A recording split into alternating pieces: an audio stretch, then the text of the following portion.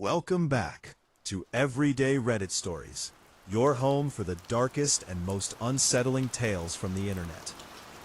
Before we begin, make sure to like the video and subscribe to the channel. New stories drop regularly, and trust me, you don't want to miss what's coming.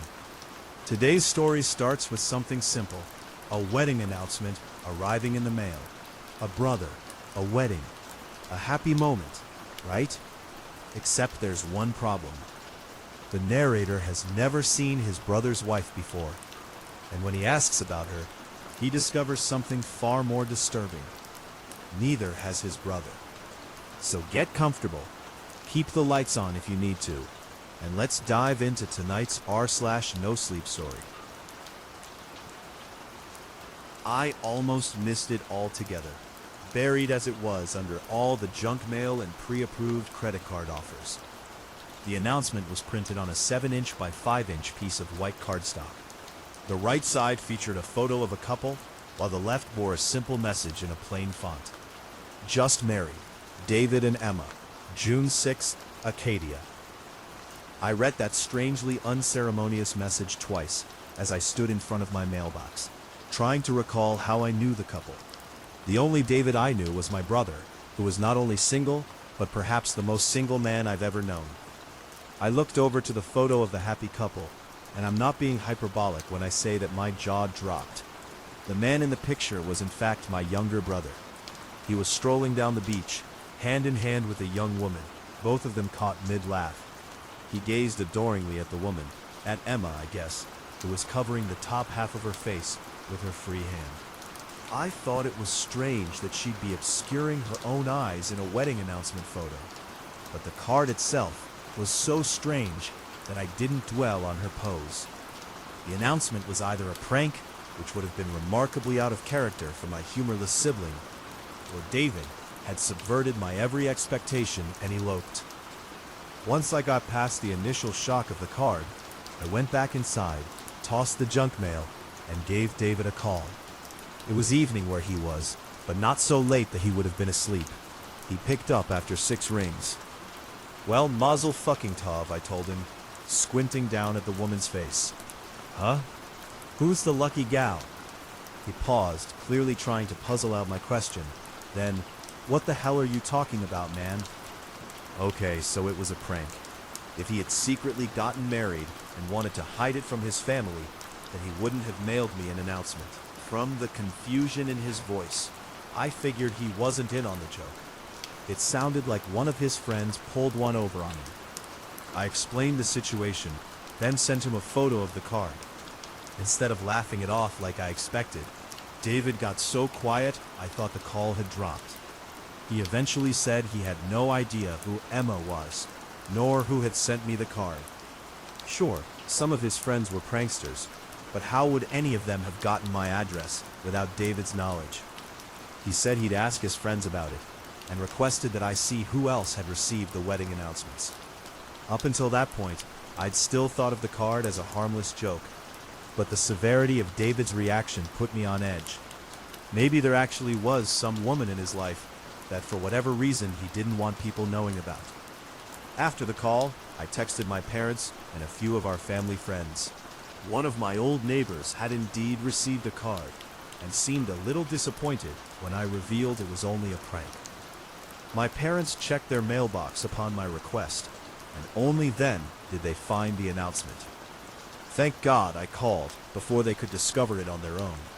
I genuinely think my mom would have had a heart attack. So far, those are the only 2 households that have received the cards, and I found it bizarre that David's friends knew either of those addresses. Before I fell asleep, I texted David my update. He said that he hadn't yet found the culprit, and planned to continue the search in the morning. Again, I was somewhat perturbed by his seriousness. Was I missing something? I spent the next few hours trying to figure out who his bride could have been. In doing so, I quickly started to feel like every other woman on earth was named Emma. There were so many significant women in mine and David's lives who bore that name that sorting through them all seemed pointless. There was, for example, our childhood friend and neighbor, who David harbored an unrequited crush on for years, until their family moved away.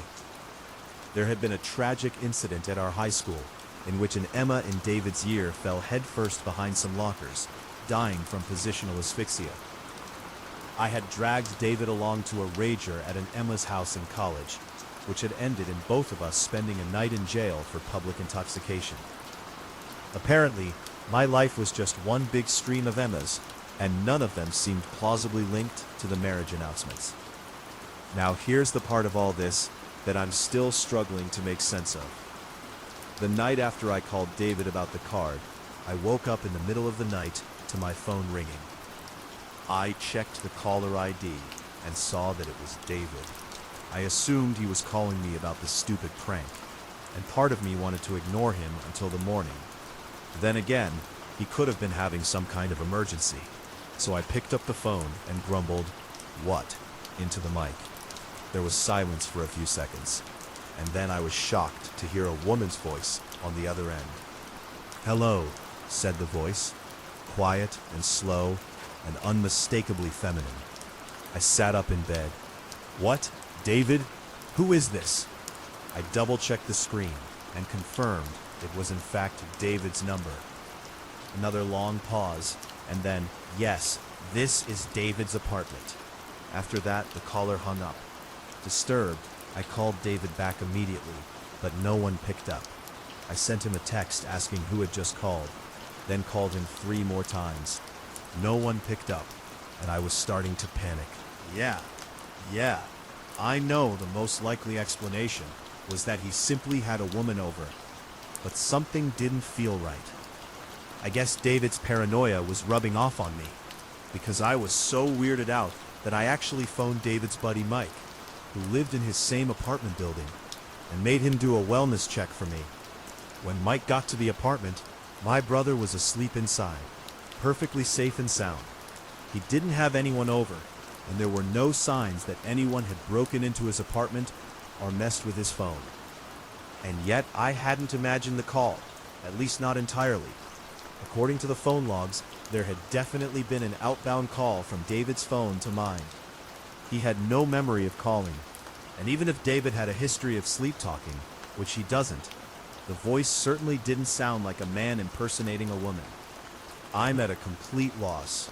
I tried giving the card a more thorough look this morning, trying to see if I'd glossed over some clue. The longer I stared at the woman in the photo, the more creeped out I got. Why was she covering her eyes? If someone had gone through the trouble of creating fake couple photos, why not give Emma a more natural pose? Frankly, I could only look at the marriage announcement for a few seconds at a time before I had to put it down. Maybe that's why it took me so long to realize that the woman's mouth had been flipped upside down.